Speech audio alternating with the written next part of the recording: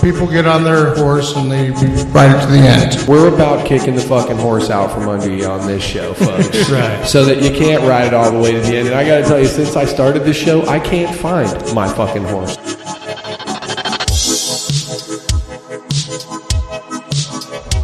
It's the 20th day of March, 2016, and here it is, folks, the Radical Agnostic, where ideology goes to die. My name is John, I'm your host. My co-host, Mark Beef, is not here. He's probably asleep. We'll update you on that next week, on where Mark Beef was. We have the stowaway guest, Bryan Richter. Howdy. I actually tried to get Beef, but he didn't answer his door. You were banging on his door. I banged on the Beef door. Asleep. I'm pretty sure. He posted something on Facebook 3 hours ago. I don't know what that means. He was up all night. He asked me to come pick him up 3 hours ago, and then I told him, I said, I don't know, I got a sick dog, and then I messaged him back and I said, yeah, I can come get you, but it has to be early. And then I never heard from him. I think he probably went to sleep. And the other guest, Eddie West. Hey. Eddie gave us some sad news last week. Yeah. Concerning his continued participation in the show. Yeah, it's that and the fact that I had to cancel my sub list are the saddest parts of this move. You're moving to California. To California. Oh. Yeah, that's how I feel about it, Bryan. Oh.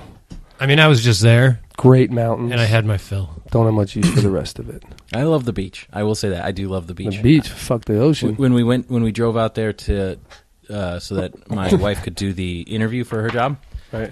We took the dog to the dog beach. In San Diego? I guess. I'm not sure where it was. You weren't sure if you were in the 5 million person city of San Diego, Eddie? Well, I go to the city you seem part, pretty aware to me. It was a 2-hour drive to get to the beach. Usually a lot more... I don't know if I was in San Diego or not. All the fucking cities out there are these tiny-ass little... It's like, where does Sarita end and Green Valley begin? Does anyone know? No one fucking knows. No one cares either. Yeah. San Diego, that's a little more obvious. Yeah. This is a large metropolis. Fair enough. Look, I was taking pictures of the oil derricks. Did you see the wind farm coming in? Of course, you can't miss that. Those things are awesome, man. So anyway, guys, the show's doing great. We got new listeners every day because of iTunes. So anyone who's listening, just remember, the audience is still so small that you can get anything you ask or say read on the air, and you could probably be on the show. I mean, so just contact us through the website, Radical Agnostic, theradicalagnostic.com, the Facebook group, all that stuff. You're also a twit now. Tweeter. It's useless. I'm letting it die, I think. No, you can't let that die. All right. You can let it die.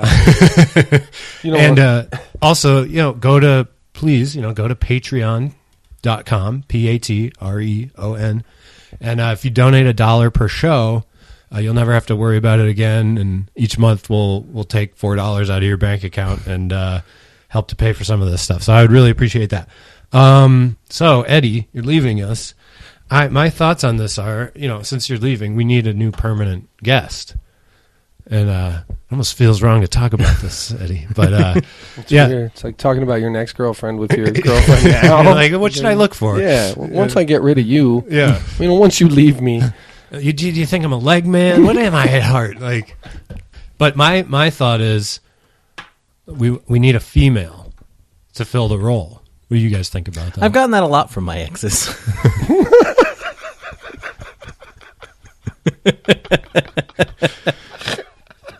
That made John speechless. Oh, I ruined the day. Oh, man. I was going to stay in bed today, man. I'm already glad I came. Fuck. No, but as you guys know, I have that arcane and horrible belief that men and women are in some ways fundamentally different. So because of that, I think that we need that female perspective because it's something that the rest of us wouldn't ever really... What girl wants to hang out with us? None yet. Yeah, I don't... That's going to be the problem, finding someone who wants to. Yeah. That's been the problem with getting female guests. They don't want to be on the show. No. Most of them. Why? We're female friendly. Are we? I feel like we are. I mean, on the surface... Do you open with... come on back to my apartment and we'll record some stuff. That may explain why you're having problems. Especially with John's current haircut. It's a bit porny. I mean, that's what it does for me anyway. Well, speaking of porn, so there was Pornhub is like this giant porn They're classy. website. Pornhub is classy. They do like scholarships. Yeah, I'm not kidding. Like Yeah, they yeah. do. They hosted. Was it some of Snowden stuff? It was somebody's big leak they hosted. it's not the kind of leak I'm used to seeing. I know. On Pornhub. But no, I saw this news article that said Pornhub, because they collect metrics and stuff. Like any company, they want to know what's going on. And I saw this news article that said that on St. Patrick's Day, there was an 8,000% increase in searches for leprechaun, the word. Huh. I would have thought there would have been an increase in the search of redheads. But then on the flip side, Good can point. that number increase? Yeah. So first of all, an 8,000% increase. So it's kind of implying that leprechaun is a normal search term. It's just not very frequent. Right. It's of course we get a few leprechauns. The little people. I mean, you know why it happens, though. You everybody wants to send their buddy some leprechaun porn on St. Patrick's Day. You think that's what it is? I get that. I That think makes sense. I can picture like Mika sending me some leprechaun porn on. Yeah. That on makes sense. St. Patrick's Because I Day. was thinking, when I read that, I was like, wow, people are festive about their pornography viewing, and it kind of surprised me. And then I thought, have you guys ever read the book Snow Crash? Like, it's this weird future where it's just like this weird future where people on holidays, like the whole family gets together and watches some holiday-themed porn. Like, is that the future? I think so. I hope not, man. I don't ever want to watch porn with my dad No. and any of my uncles. So we're just going to blast through a bunch of random stuff today, folks. So Paula and I went to San Diego. We just, on a whim, we drove there. We're like, we'll go for 3 nights. And found a nice place, and we went to the beach, of course, and it was pupping season for the seals. So I guess it's not weird for the seals to be on the beach, but this time it was a very special thing because all the little baby seals were there, drinking milk from their moms. And these seals, man, they're the laziest, they sit on the beach all day and barely move. And we just put our towel You gotta next to fucking- these 500-pound. You got to save your energy to fucking dodge sharks when you I go know. out to eat, I man. know. You got to take it easy on the beach. Plus, if you're on land and you're a seal, laying still is probably your best bet because those idiots, the way they try to move across the sand, they just flail themselves. They do the worm in this violent manner to try to bounce up the beach. So once they get somewhere comfortable, they're like, "I'm not moving for 12 hours." Yeah. Did at least they can breathe outside the water, so them being outside the water doesn't kill them. Did you hear about Right. that porpoise? The selfie dolphin? Yeah, because people are fucking terrible. I don't even know the whole story, just that I guess a dolphin was beached and everybody wanted to take a picture with it, so it wound up dying because they kept it out of the water so long. Yeah, Passing it around. Passing it around to take pictures with it. I'm not sure what exactly kills it in that scenario. Does the blowhole dries up or something, and they can't breathe if that. Why do stuff whales? isn't wet? Whales die if they stay out of the water too long too. Well, I know. They're I'm just trying to not. They're figure out not what the built that mechanism- way. I mean, yeah, they breathe air just like whales do, but I think they can't intake air through that hole unless it's moist, unless it's wet. I think Yeah. that's the thing. they desiccate, Yeah, so sad. and that's why you shouldn't eat the silica gel that comes in your clothes.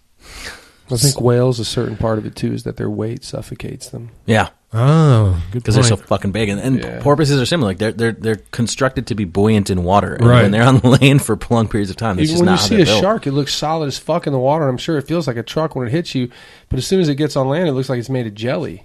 Well, because they don't have any bones; Yeah. they're all cartilage. Right. Oh yeah, that's right. Oh, yeah, the whales do have bones. It is a big difference. Because whales are mammals. Mammals. Sharks are idiots.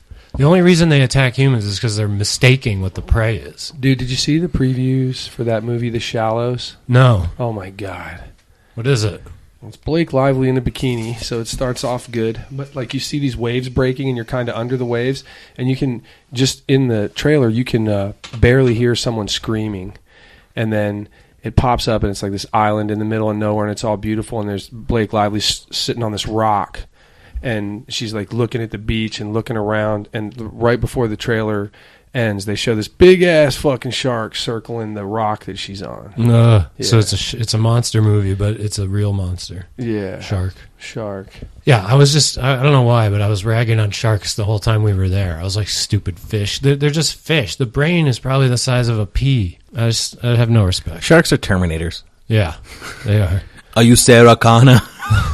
So we were in San Diego, so Eddie kindly agreed to help to feed the cat. But when I was preparing him, he's like, "Oh, give me the key," and I was like, "No.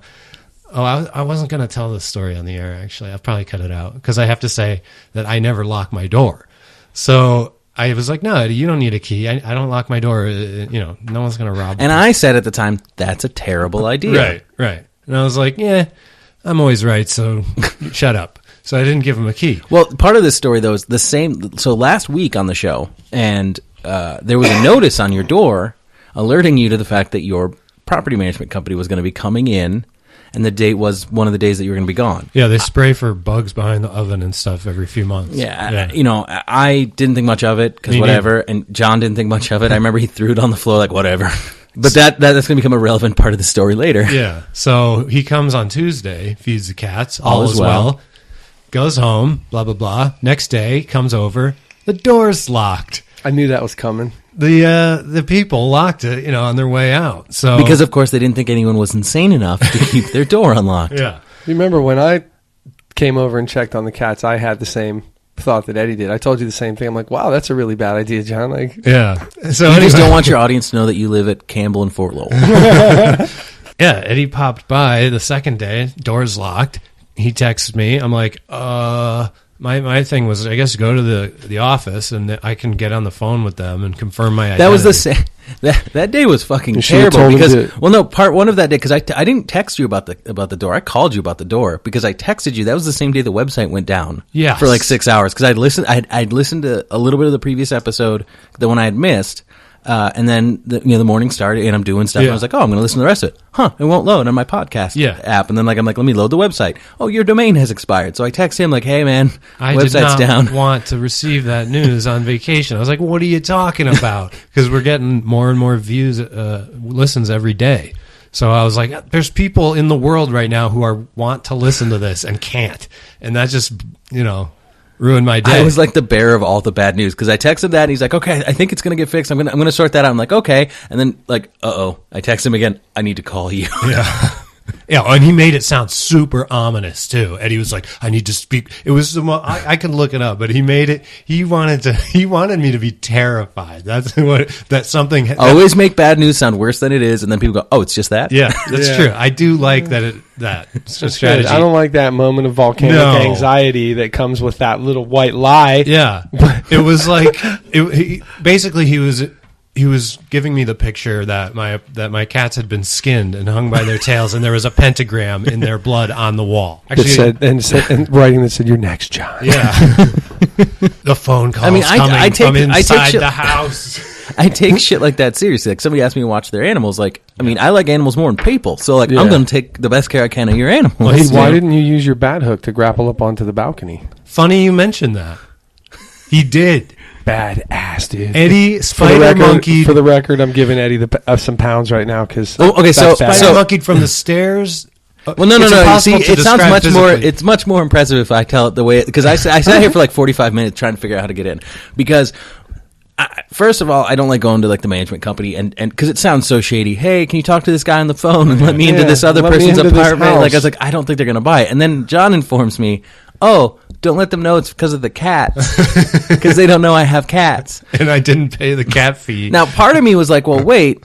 They probably know already because they came in the other day. But then another part was like, well, if that's the maintenance guys, they're not like cross-referencing. So but you go to the office and ask the lady in the office, she might know. So I don't want to screw you over on that. But it's only one day. But you asked me to feed the cats. They're going to get fed. One way or another, they're going to get fed. So I'm there in my flip-flops. And I'm looking at the balcony. I look at your back balcony and I look at your front balcony. And so I'm thinking, well, there's another story above your story. Maybe I can climb down from the upper balcony. And the people who live up there are in a mortal dispute with us for all time, because when we first came, I blasted some music a couple times. She told me to stop. I did. And then she started complaining about like regular sound, like the TV being on. She would complain to the office, and we got, like threatened and stuff to turn the music down. I'm like, no, she's just going nuts. Now she's like putting her ear to the floor.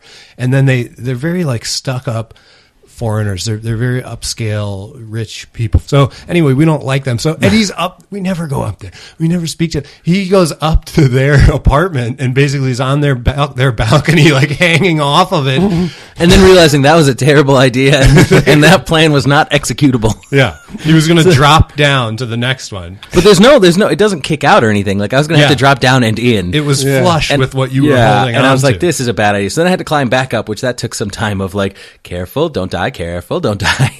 So then you came back down to the second Then I came back floor. down. I was like, okay, it's only like 6 feet from these stairs to that balcony. I can do this. I'm surprised, have fingers, man. Yeah. Anyway, the point was, I basically had to hang off with one hand and then reach out as far as I could with my other hand, and then there was going to have to be a good, 4 inches at least of if I miss, I die. Like I had to make that jump across. You're at least gonna be fucked up. I mean, that fall might not kill you, but it's gonna fuck you up. Well, because you land in a shrub. Well, and so you're not going to land square on your feet. Well, if you're trying to jump across, and those branches are going to rip into your back. Well, and if you're falling in a condition like that, there's no way you're going to fall right. Like you can fall from a single story, it'd probably be okay. But not if you're trying to do something else. Right. Miss and then fall. So you're moving laterally as you fall. You're landing on your back or your dome. Yeah. I'm probably going to get impaled by something in there. Yeah. I didn't know we left that rebar in the bush. You, Brian, would get the worst injury possible that doesn't kill you. Right. So that you could suffer through it. That you need to do new toe surgery. You're never given the gift of death. You just keep pumping on, man. So, but I did the jump. I made the jump, and then I climbed in, and then it was like, yeah. Well, I'm so thankful, dude, because I leave that door unlocked, which maybe actually saved the day. It's true, because otherwise I was going to have to break your screen. I was going to, and I think I said that to you. I was like, I can get in. I guess that wouldn't have been that bad, though. Yeah, but my favorite part, though, was, so I saw some of your neighbors a couple times, and I always made eye contact, just like, no, I am definitely not a shady motherfucker. And that's when you and I were talking on the phone, when I loudly said things like, it will look shady, but it's something I guess I have to do because it's your place. And I said loud things like, and I want to make sure your cats don't die, because I figured if anybody overheard me, I wanted to make it this is not trying to indicate that, making eye contact with people. I am a legitimate person breaking into an apartment by spider monkeying across it. Right. And then so I'm finally ready to leave, and that's when I see that the property manager is wandering around with her phone out, clearly looking. Someone called her, I'm assuming. Oh God! And that was one of the many times in my life that I was grateful for being, not to be racist. I'm not being racist when I say that I was kind of grateful for being white, because I'm guessing if I'd been I feel like if I'd been a minority, she'd been like, "Excuse me, sir, who are you?" Instead, I was just like, "Hello, bye." Oh hell! If I would have called on you, Eddie, and I'd seen you out here, I'd be like, "I think honestly, Peter Parker's trying to break into this apartment across the street, man. He's fucking hanging around like a spider." I'm going to be reporting on something awesome. I don't know when this is actually, but maybe next week or the week after. The great Miss Mays, Dr. Mays from episode something, has offered me student tickets to this lecture on privacy and security, in which a speaker will be Noam Chomsky, and Edward Snowden will be telecasting there from Russia. March 25th. So that's next. Next show, everybody, I will be reporting on that amazing event, and we can get into some privacy issues again. The Apple versus FBI thing, very interesting dilemmas. So look forward to that next week. I think Snowden Snowden fascinates me. Me frankly. too. Well, just because it wasn't that long after the Chelsea Manning. Right. Chelsea Manning did not go about it in the best way possible, in my opinion. Right. But Snowden actually went through a lot more rigor. And it's it's funny in a bad way that he was very careful. He did a lot of things right. But then their method for the way they wanted to, they thought that if they dripped out the information, that would kind of keep in the public consciousness a little more. It's just funny to me that they so misunderstood what captures the public's consciousness. You're saying people don't care as much as... They don't. Yeah. When's the last time you heard somebody talking about the Snowden documents and what they revealed? Well, look, it's true. The popular culture does not care, but they don't care about anything that's important, as far as I know. So there is a large group of millions of young people and older sometimes that do care and that pay attention to this and do podcasts about it. It was just funny to me because I think their biggest failure was the drips and drabs was a good idea, but they failed to personalize it. It's like when we talk about Apple and stuff, and the people who only see it in the context of it's a terrorist. It's like, well, right, but the broader issue here is a much bigger issue. How could they have personalized it? Well, that the data that they collected, in many cases illegally, was on specific people. If he had, I'm sure somewhere in his documents there was somebody famous, because famous people, we have connections to the local people, like people we know, and then people that are famous. I see. And so I feel like it would have made a bigger impact if instead of these drips and drabs, but this just general information, if they'd done some drips and drabs that was specific, like look what happened to Rupert Murdoch's phone got tapped, or Rachel Maddow, something like that. Because I'm sure in terms of capturing the public's consciousness, if you brought it to the personal.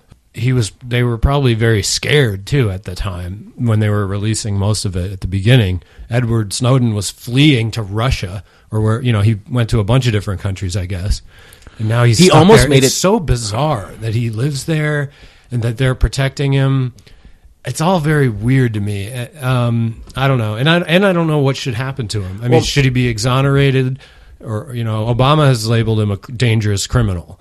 I'd say you got to give him some punishment, right? Like, could you? I guess if I was president, I'd be like, come back and serve 18 months in a minimum security, and you'll be a free man. That's kind of what I would do, because there is a threat to people just revealing information about high-level government practices. You're not supposed. There's a chain of command. You're not supposed to do that, right? Right, but the problem with that is it was demonstrably the case that chain of command didn't work properly. There was a previous guy who had tried to use the chain of command, and I cannot remember his name, but I do know, and he now works at an Apple store because his career is ruined. That's he interesting. Tried to push the same stuff up this. I wish I had known that when I was debating this physicist who was taking this position. I'm parroting Abram's point. Abe? No, Abram. Different Abe. Yeah. You know too many Abes. I know. But he was saying, look, there's a chain of command, You have to protect that. But the whole reason that there are whistleblower protections, which he may not technically qualify for, but the principle of the whistleblower protection is that there is a recognition that sometimes those chains do not work. True, and we all know that Obama campaigned, and on his website for several years was a big entry about whistleblowers, where he said they have to be protected. They're valuable people. They give us insight when our government thing is corrupted, and so we have to protect whistleblowers. That was Obama's position. And then when the Snowden thing came out, one day it was removed from the website and never spoken of again. And I always come back to, and I think I've mentioned this on the show before, but there's now dozens and dozens of episodes, so I'd like to bring it up again if that's okay. Yeah. The state secrets court privilege in court. Go ahead, tell us what that is. It's the privilege of the idea that the courts recognize the government's allowed to keep shit secret, right? The court, wait, what? The court recognized that the government's allowed to keep stuff secret. Right. Okay. Right. And that sometimes the government will say, this is national security. We can't talk about this in this trial. And that comes up sometimes in court cases, right? Right. The very first time it was ever used, it was during World War, it was sued about, I think, after World War II. But the point was, it was a plane, it was testing radar equipment that was super secret at the time. The plane crashed. One of the guys who died's family wanted to sue the government, saying, you did not take good enough care of that plane, and that we think that's why it crashed. And the government said, we don't want to release any records on this because it's all related to national security, because we don't want to say what it was, but anything we reveal could reveal what this secret thing was. Uh-huh. Come to find out, when the documents were ultimately declassified in the 90s, they totally had not taken good maintenance records. Right. And the maintenance records showed that something was carried. And the courts, when it came back up in the courts, they said, well, yeah, but still, something was carried, and that's enough. Fuck you. No, it's not enough. Just saying we carried something, that's the same as saying there's a secret. There's no difference there. Yeah. And the idea that the very first time it was officially, it had been recognized before, but the first time it was officially recognized in a court case, the government fucking lied about it to cover their ass and cover the fact that they had fucked up.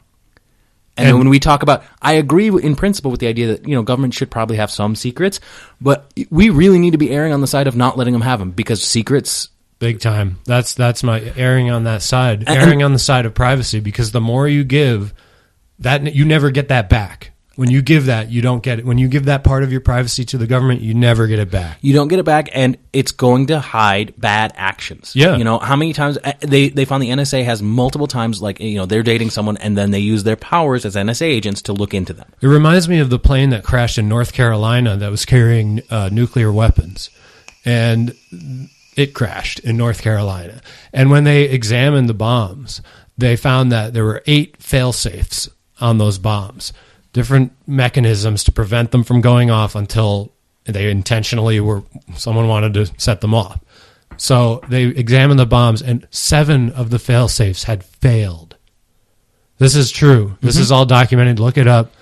One little mechanism remained that kept those bombs from exploding in North Carolina. So that's fun. Imagine how different things would be now. Yeah. If that 8th little failsafe hadn't. What would have been different? Well, North Carolina would be fucking gone. Probably most of South Carolina and some of the Midwest, depending on how much, which way the wind was blowing. Yeah. 8 of them? No, there was only 8 fail-safes. There was only one nuke. One nuke. Yeah. Nice. I don't know. It depends on which one it was. If it's a hydrogen bomb, yeah, what you just said. North Carolina is pretty much gone. Don't some of them have multiple warheads, too?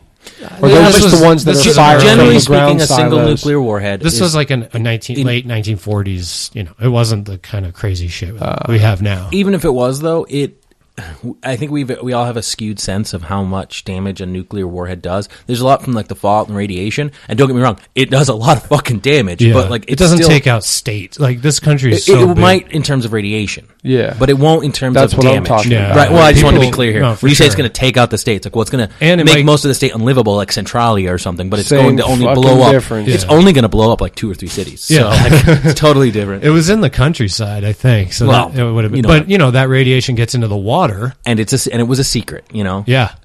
This isn't as big a deal in terms of secrecy, but just broadly speaking, look at what happened to Flint. The poisoned water. The poison, they're fucking putting lead poisoning in, and like, They switched the water source, and they didn't bother to line the pipes with protectant, and so the pipes eroded, the lead eroded and got into the water, and they knew about it. They knew that they should line the pipes, that they chose not to, and that the water was poisoned before taking action. and they still haven't fixed the problem. No, it's So- like Fukushima. Like it's out of the news, but it's still killing people. Yeah, and And the Animas River.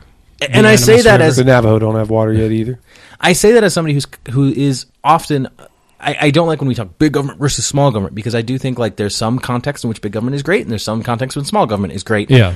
But I don't think even people who are in favor of big government, even Bernie supporters, should not forget that it can fuck up really big. Yeah. So be aware of that. Bureaucracy I don't want to sucks. be captain like government sucks, because trust me, I think private companies and individuals But suck that's too, that's one of the benefits of stuff like universal basic income and even universal health care, because in a lot of ways, especially the first one, it reduces all this need for bureaucracy. Instead of all these means testing departments and welfare departments testing everyone and sign all the paperwork, no, everyone gets a check. All you have to do is mail them. Like it's really easy for the Yeah. government. So is that big government giving a universal basic income to every American, about $1,000 a month or whatever? Is that big government or is that small government? Because to me, it sounds like small government.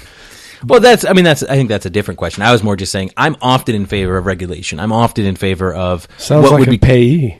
When you have people who can't manage their finances, they get representative payees a lot of times who manage their finances for them. So I've Access the system from there. I've said this many times that we need, and Eddie has agreed with me too, that we need more Bryan on the show.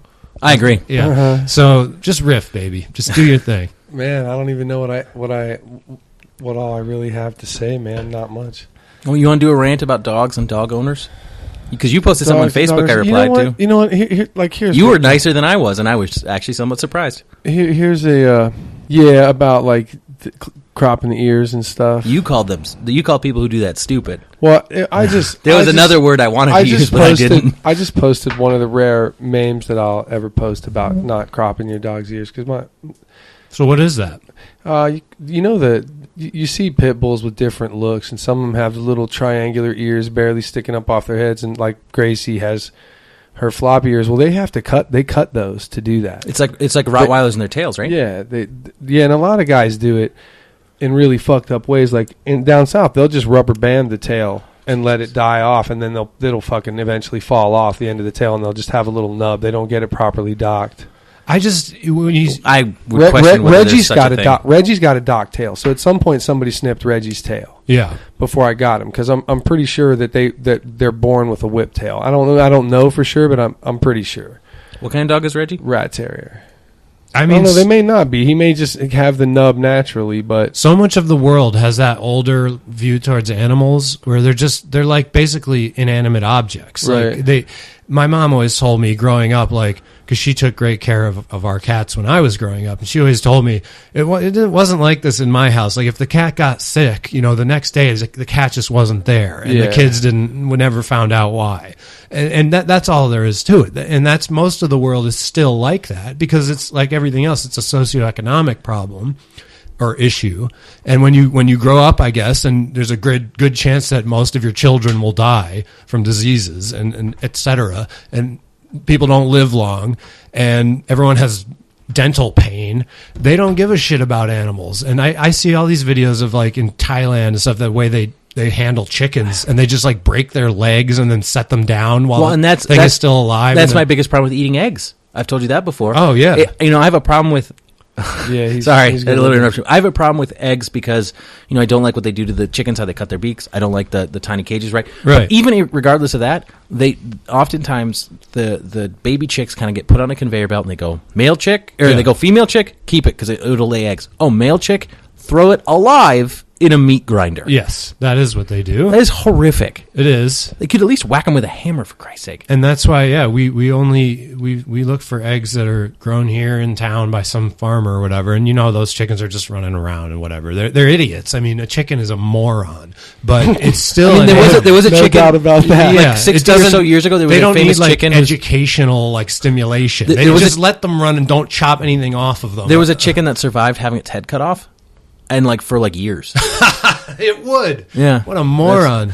But you know what? My thing is, I like animals a lot. Yeah. And, I don't think of them as people. I mean, I kind of do sometimes talk that way, but I recognize, obviously, they're not people, right? They don't have our higher level cognitive functions. But that's kind of irrelevant to me.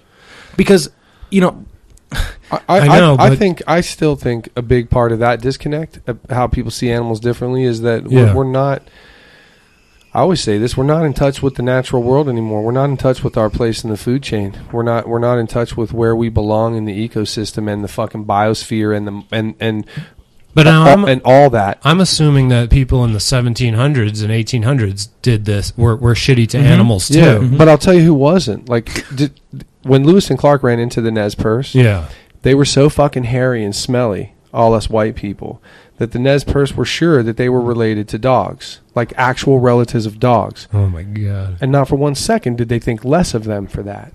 Right. They never looked down on them. They thought of all the other creatures as just different types of people. They still had the same kind of spirit.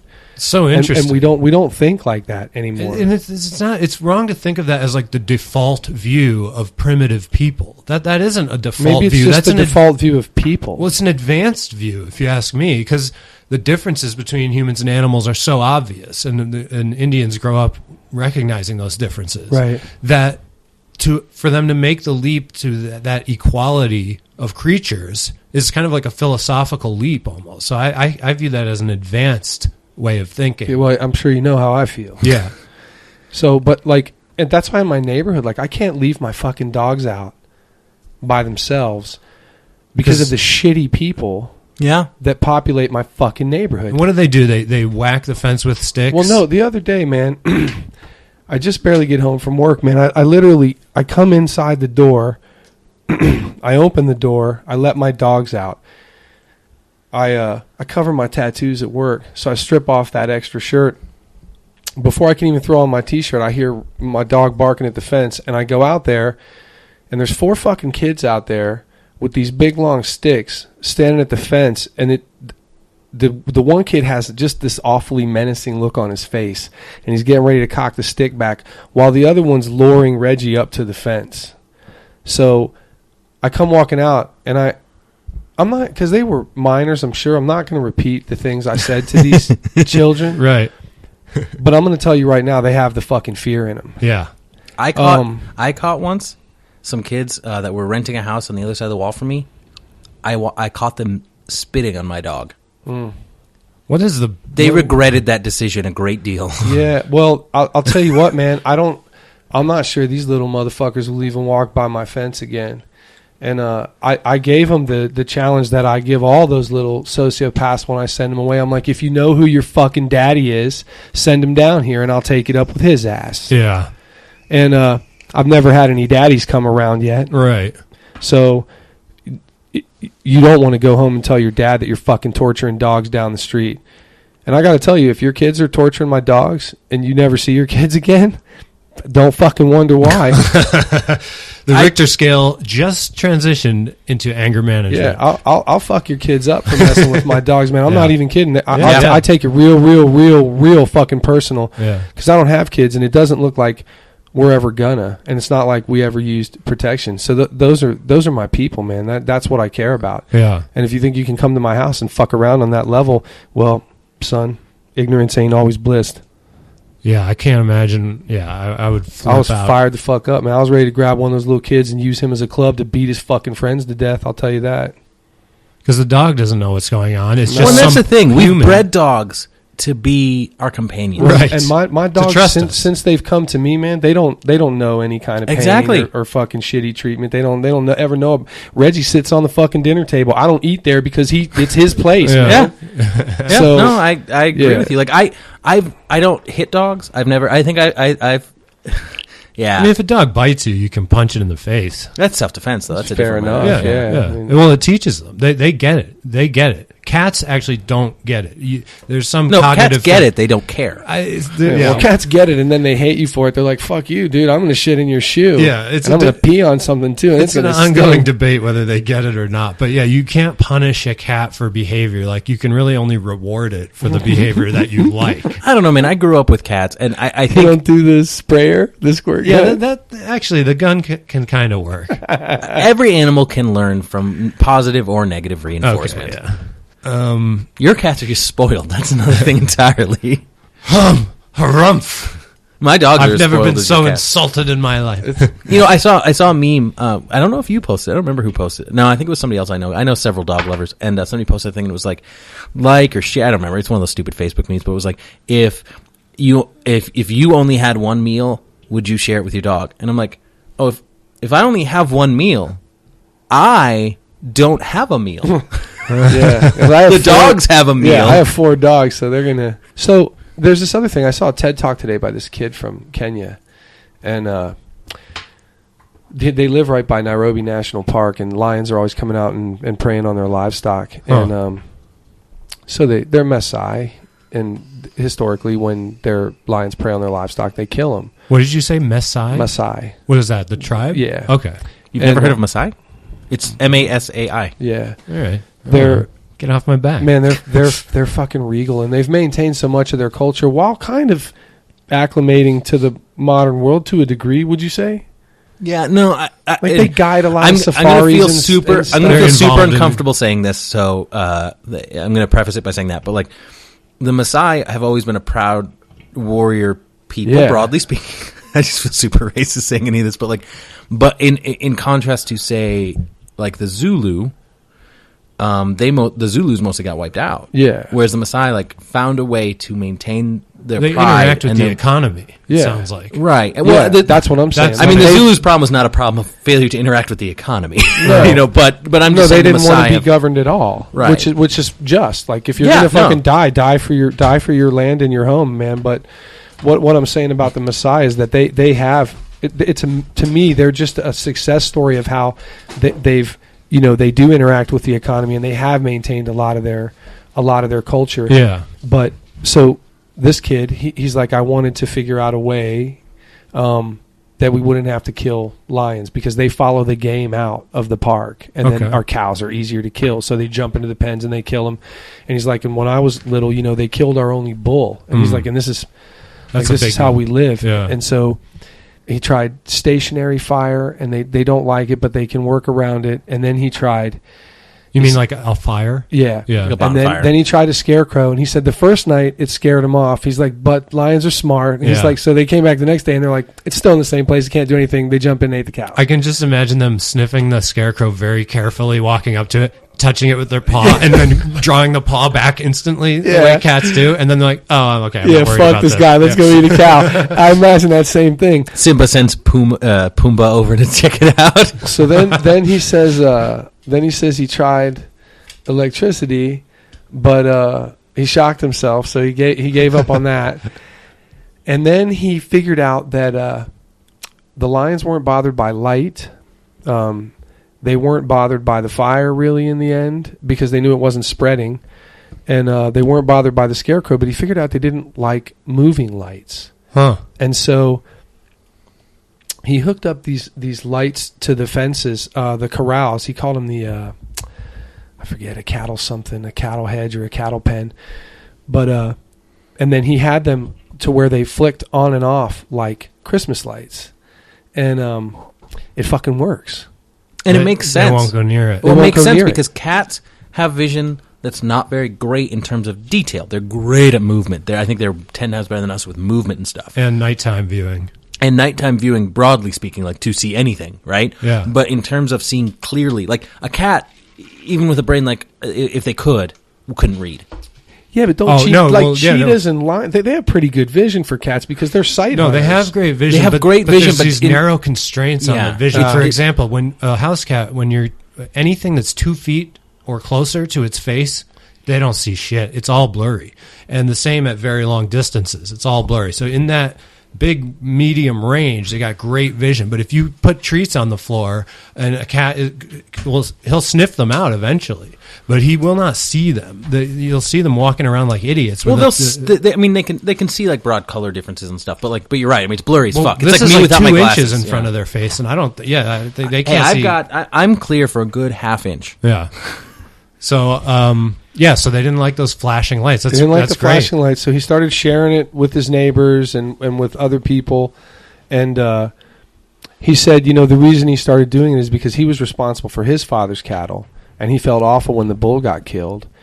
And he said that he knows a boy that was between 6 and 9 years old that was responsible for the cattle, and he's like, he's not safe out there at night. And so he shared it with all these other people, and because of that, he got this scholarship to like the top university in Kenya, and he was all excited about having flown on a plane to come to America for the TED Talk. Yeah. And I guess they let him up in the cockpit, and he said by the end of the talk, he's like, I want to be like an aeronautical engineer. Oh man. And that's awesome. Awesome. I'm sure he'll get it. Yeah. Driven. Well, and it's he's been rewarded for innovation. Like, and innovation is something that's difficult to teach. It takes desire, it takes drive, and it takes intelligence, and none of those things are things that you automatically get. And you know what drives it better than anything else? Necessity. Need. Yeah.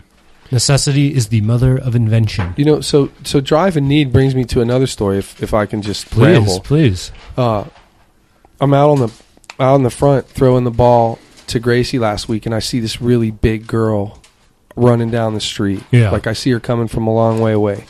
And she's in workout clothes, and she really can't run very far. Right.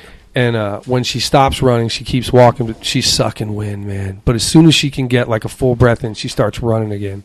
And dude, like by the time she gets up to me, I'm like, man, this fucking girl's suffering. Like she keeps looking at her watch. She looks like she's dying. Yeah. But like I could just tell she's not going to give up. Like whatever her goal is, like she's going to get it because she's suffering and she knows she's going to suffer. And I can just see on her face that she doesn't give a fuck. She's gonna. It's gonna happen. It's gonna happen. And it's So I thought, and I'm like, if you had that mentality about whatever it was you wanted to do, like maybe she just is like, I'm looking at the data. It's unhealthy to be this heavy. I want to see my kids graduate and get married and get old, so I'm getting healthy for that. Or maybe she wants to be a fucking bikini model. Right. It doesn't matter. She's probably going to get it. You got to go after your shit, man. Like if you have drive for it, whatever it is, if it's to protect your cows from lions, if it's to fit in different clothes or feel better about yourself or whatever it is, like, man, if you don't get it, it's more than likely because you really didn't want it. You didn't want it enough to go after it, not enough to pursue it. It reminds me of jiu-jitsu in the early years, man. Just beating after beating. No quarter given. The early years, shit, I still get beating after beating. Yeah, for sure. But now, but it was just... I use myself as an example. Like, there was no quick thing. Like, we understood this requires years. So we have to do this for some years now. And boiling down a long-term plan like that into daily suffering, daily activity... That is a difficult thing. It's a disconnect happens there where you're like, what am I doing? I'm not coming back here tomorrow for more of this. I'm not getting better. And then you do. And then you do. And it pays off and it changes your life. It can for long-term goals, but I almost think you're selling it short, both of you. Like, not to, talk shit to both of you, but because it matters, I think, in every facet. And I doubt you guys know who this guy is. Either of you know who Tim Gunn is? No. He's one of the characters on a television show called Project Runway. Okay. Continue. However, now you've piqued my interest. He's a teacher at the Parsons School of Design. I know who you're talking about. My wife's watched the show. So. I figured that. Go ahead. Anyway, the point is... Not often. She usually watches baseball, but... It's the one show like that. The other shows we watch are Gordon Ramsay based. If it's reality, it's going to be Gordon Ramsay or Project Runway. Everything else is... Hey, but one of Tim Gunn's catchphrases is, make it work. And he says it on everything. And I've had a similar philosophy. It's as dumb as it sounds, not to call back to the previous story, but I said, John's cats are getting fed today. That's happening, or in the context. You certainly wanted it. If you want it enough, and sometimes you can't make something happen. So I hate the idea of like, well, if you didn't succeed, you didn't want it enough. Well, that sounds, sometimes shit doesn't always work. No. But if you go into that with that mindset of, I'm going to make this work, you're going to make more work than you would otherwise. The human brain, the problem-solving capacity, you're going to find a workaround, just like those lions were. But we're so much smarter than them that we'll find a workaround for whatever gets in your way if you want that end goal. I think I can sum what you set up and what I'm trying to say up and what we're all trying to say up in one fucking amazing quote. It's like my favorite sports quote ever. And I was never a fan of... You ever watch tennis? Yeah. Rafael Nadal? Yeah, sure. Okay. He doesn't have all the physical gifts that all the big time tennis players have. He doesn't have the size and the speed and the power and all that. And he was ranked number 2, and he kept coming up short against Federer everywhere except on clay. And the announcer was asking him. They said, "Well, like, do you have a plan for your match?" And I was in the kitchen, and Christine loves him, so I was kind of bagged on him. And I love Federer because he was such a machine. But he kind of chuckles, and then he says, "It's the same plan I always have: chase it down, hit it back, grind it out." And I'm like, chase it down, hit it back, grind it out. I'm like, dude, you're my new favorite player, and because you're right. Like, most days, though, that's not what you were talking about. Is not going to be what stops you. It's going to be the fucking grind of it. Right. And if you get up every day with that chase it back, chase it down, hit it back, grind it out mentality, like that girl running down the street had, like we showed with jiu-jitsu. I fucking wish I could be doing it right now, man. I hate being hurt. But some days that's the answer. Just get up and keep fucking grinding. A lot of days. Most days. But, sometimes the dark side of this is that sometimes people approach other areas of their life with that same mentality. So, like going to work. Okay, I go to a job I hate every day. Should I chase it down, hit it back, grind it out, and just keep waking up for that horrible job? You chase down something better. Yeah. That's what I'm talking about. If you're unhappy, because Nadal wasn't happy with losing to Federer in the finals. He was chasing better. He wasn't happy where he was. He wasn't just getting up to come to work. He was getting up to be better. He wanted to be the king. And he still loved tennis. Yeah, he wanted to achieve in that. So if you hate your job, now you can. If you're unhappy at your job, how about that? If you're unhappy at your job, is it because you need to chase it down more, or is it because you need to leave? Like, my wife just chased down a different job because she recognized that she was never going to be happy at this place because they're garbage people. So she was like, so therefore I'm going to chase down another avenue. She could have stayed. If she thought that she could be happy there, she could have stayed, and then she would have thrown herself into that. But instead she said, that's not going to work, so I will never be happy. Now, somebody else maybe could be happy there. Some people like garbage people. But she said, I'm not. I'm going to look elsewhere. So you do have to sometimes make that choice. So it's not just a blanket chase it down, like whatever you're doing right now, you have to chase down. No, because that's not the thing. What if you had started in karate, which I know neither one of you is the biggest fan of? No, I started in Taekwondo. Don't you fucking talk shit about Taekwondo. Taekwondo don't. Not above me, Brian. Below me. All right. You hear the music, everybody. It's Shot in the Dark time every week, the weekly trivia question. You guys ready for this? All right, let's hear it. Why did the FBI call Ted Kaczynski the Unabomber? I am... Is it because he sent it through the United Parcel Service? No. But that's a good guess, because United, yeah. No, I would say, wait, hold on. I get an answer. Fuck you.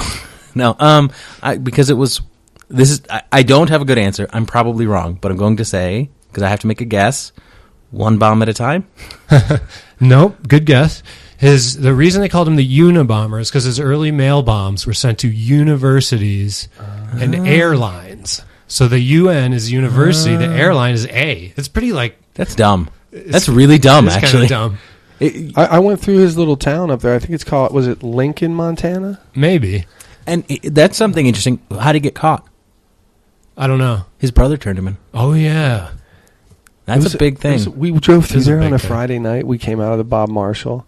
And I don't want to culturally trash people, but I just saw some things that I thought were where you see like big city culture and small town culture clashing. So these we're stopped at this convenience store just to grab a couple drinks. We still got a couple hours back to the Bitterroot Valley, and these dirty ass, big ass, like total ranch Montana trucks pull up, dinged bumpers, everything. They're the king cabs. You can absolutely tell they're work trucks. Like about 8 girls dressed like they're going to Vegas pile out of these trucks, and you expected like these fucking cowboys with chaps on and big hats to be hopping out, and it's not. It's like 8 chicks dressed to the nines. I'm like, where are they going? Like, this town's only a fucking half mile long. They're going to the one bar. It's a special night. Oh yeah. Man. So it's just one of those things. You're like, wow, you don't see that everywhere. I got another quick one, Shot in the Dark. What does the Q in Q-tips stand for? Answer's not that interesting, but there's an interesting side note. Q in Q-tips, folks. What is it? I'll actually take a hard pass. I actually have no idea. Okay. Yeah, The Q stands for quality. Okay, not very interesting there. What is funny is the name that those products used to have. They were called Baby Gays. Baby As Gays. In Gays? Exactly. Baby Gays. Well, the country used to be weird, man. What did words mean? I think... What did... I was thinking about it, and I thought, that must mean happy babies. And that these things, when you swab your baby's ears, it makes your baby happy. I guess that was what I came up with as to why they would call them Baby Gays. So real quick, campaign in the ass, 2016... Trump and Bernie Sanders came to Tucson. Bernie had a nice warm welcome, and Trump not so much. Some chaotic stuff going on. These bunch of people blocked the highway, and were jumping on cars. I'm not really cool with that. Yeah, that one's a little rough. Definitely a crime.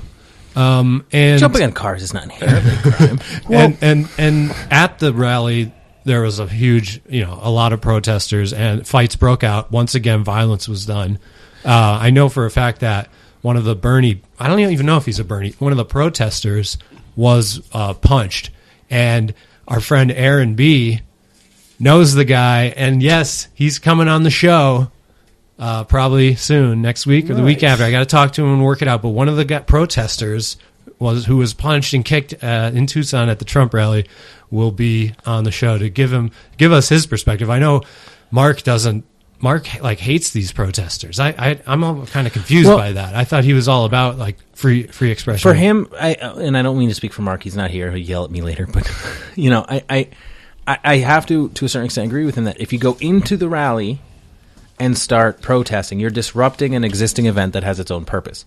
My thing, though, is it's disruptive. It's not nice. It's like civil disobedience. All those sit-ins during segregation, right. Like none of that was like they blocked traffic. I'm sure they messed up a business. Getting. I think it's a pretty common though problem because and we've talked about this on the show before. The origin of civil disobedience. You were supposed to expect to get arrested. Yeah, but a lot of people don't. No, a lot of people don't. They're like, I shouldn't be arrested. I'm just protesting. That happens all the time. I just don't think like, so you block a highway so that people can't get to the Trump rally. Immediately this morning, because I had a sick dog, when I'm thinking about this, I'm like, what if I'm trying to get into town to get my dog to the vet, and all these assholes I'll are fucking blocking? run you down. I will, man. Yeah, that's true. Well, some political get the thing. Fuck out of my way. I don't give a fuck about Trump, but why the fuck do you get to restrict my free movement? Why the fuck do you get to hold me hostage on a motherfucking highway? It might have been that little road only led sort of to that event. Maybe to the TCC? I think honestly, where was he? He wasn't at the TCC. Yes, he was.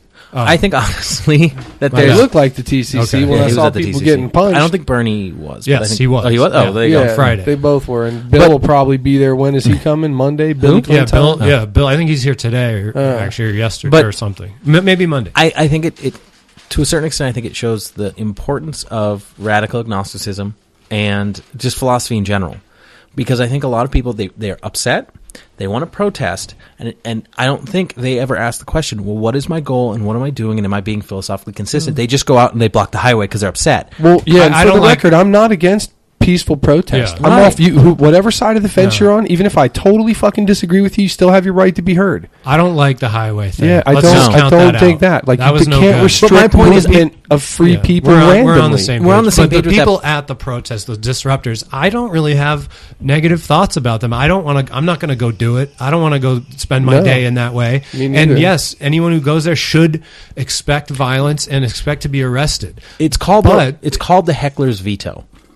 And I do think it's somewhat problematic. That's a great name for a punk rock band. Well, just listen. If actually, you know what? You guys can all jump down my throat. If anyone hold on. disrupts a Bernie rally and I say those people should be killed or something, all I would say is they'll be removed, just like all the Bernie people were removed from Trump. Just remove them, and that's fine. I won't say anything against them. I promise.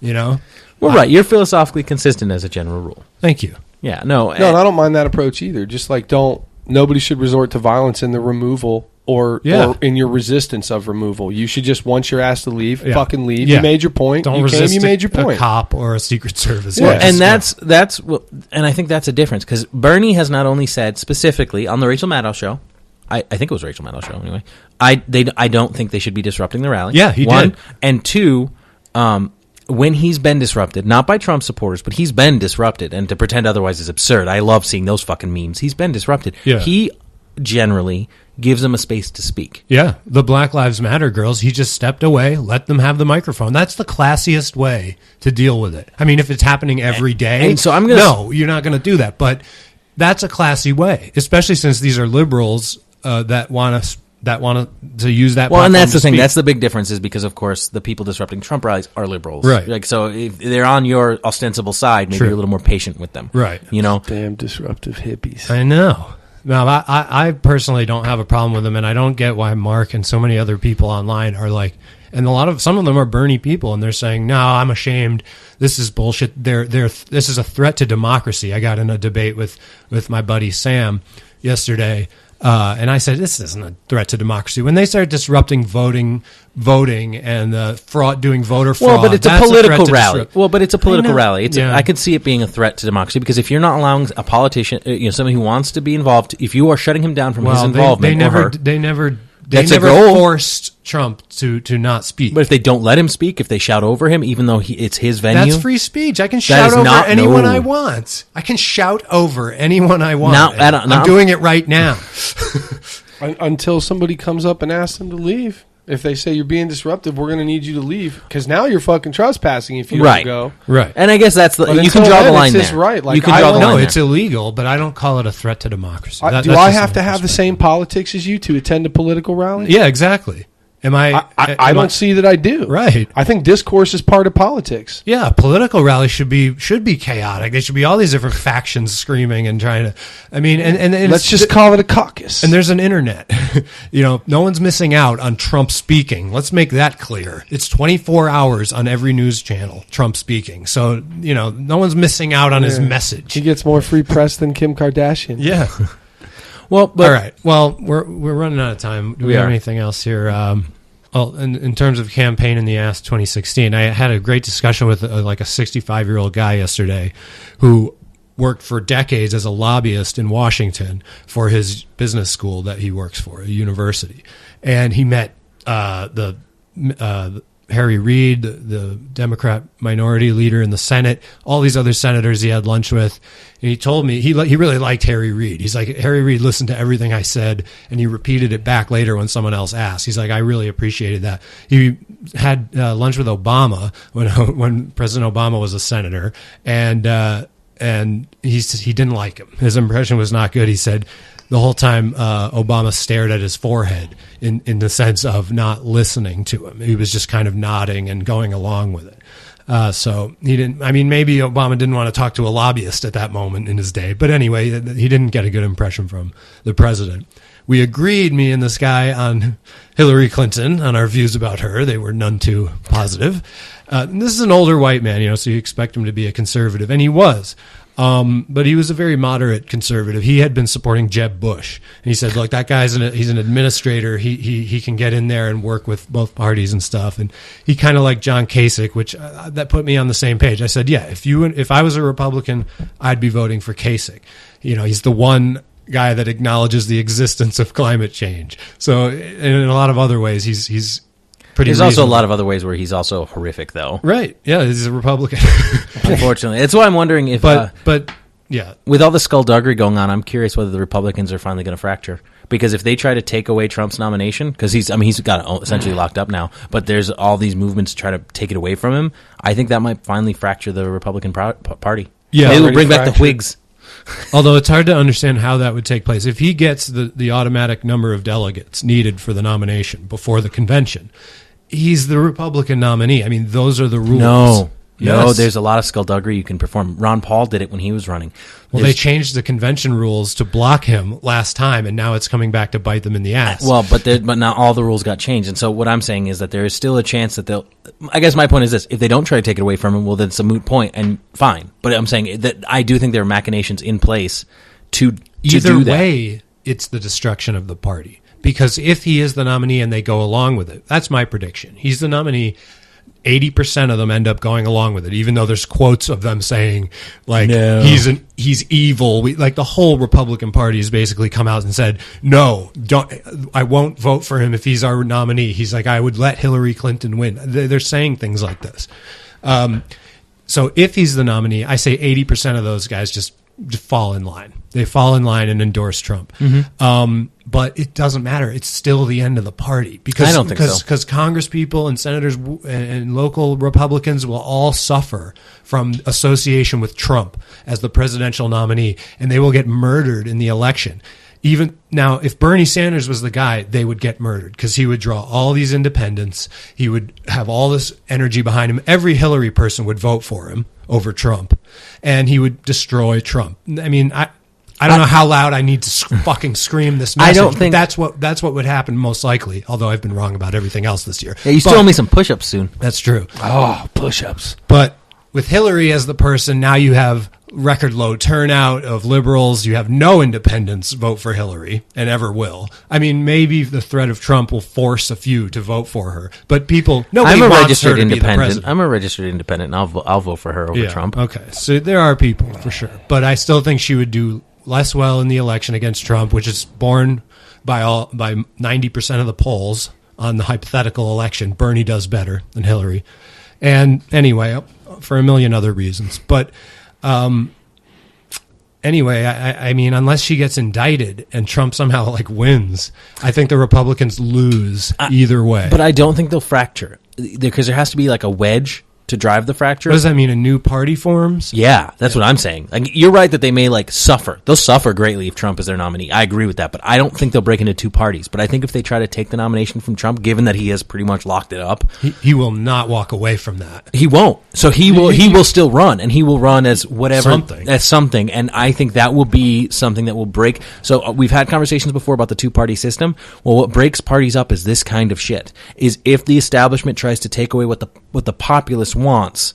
Right now, it's the populace wants him. So if he gets a nomination, you're right that they'll suffer, and the Republicans, I think, will become weaker as a result. But that's just But if they take it away from him, if they take it away from him, he's still going to run. I don't think they have the power. He has destroyed them on every front. The Republican establishment, in quotes, it's kind of an amorphous entity. It's not. They're just they can't stop him. There's been a lot of skullduggery. Everything. Mitt Romney made a statement. No one cared. So with electors, in some places, they're required to vote for the candidate they were asked to vote for once, right? But then if there has to be a runoff, then they can vote any way they want. Right, yeah. So if he doesn't get 51% in the first vote at the caucus, at the convention, then suddenly now you can play games. But it's looking less and less likely that Ted Cruz and John Kasich are going to be able to take enough delegates away from him that he doesn't automatically. Their only goal right now is that he's got 49%. 49.9%. So even if they only get 20% apiece, and then fucking Ben Carson's still somehow on some ballots or whatever, and they can technically get him, they're going to get him, and then there'll be like a second vote at the convention, and that's going to become a thing. And I'm just saying, I don't know if it'll wind up being that he'll get it or he doesn't. But what I'm going to tell you right now is, given how much steamroll power he's got, if he doesn't get it, if they succeed in some skullduggery fashion, I suspect this may be what breaks the Republican Party in two. It's a very rational expectation, man. I think that very well might happen, and it'll be the most beautiful thing I've ever seen. If he decides that he's going to use an older party name, and he picks the Whigs, or that will be hilarious. Well, no, I like the Whigs just because of all the jokes about his hair. Oh, yeah. It will be hilarious. Yeah. Well, then we just need either a willing or unwilling saboteur to come along and do the same thing to the Democrats. Now, there's still a chance that Bernie could win, folks, so let's not nail the coffin shut yet. He got destroyed in that last 4-state thing on Tuesday. Coming up this Tuesday, Arizona votes. That's right. I'm going to go make my mark for... You don't do mail-in ballot? No, Paula did. But so Bernie is now entering the territory where he's strongest, these white northern rural states. And look, he might pick up some steam here in Arizona, might win it.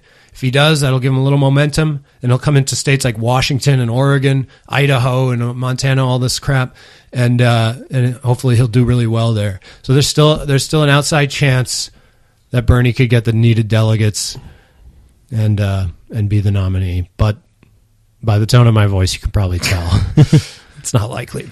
All right, folks, that's episode 55. Thank you so much. Please do the Patreon thing if you enjoy the show. It'll keep it running. A lot of crazy, awesome, insane guests coming up this in the next few weeks. So I guess that's it, folks. Thank you.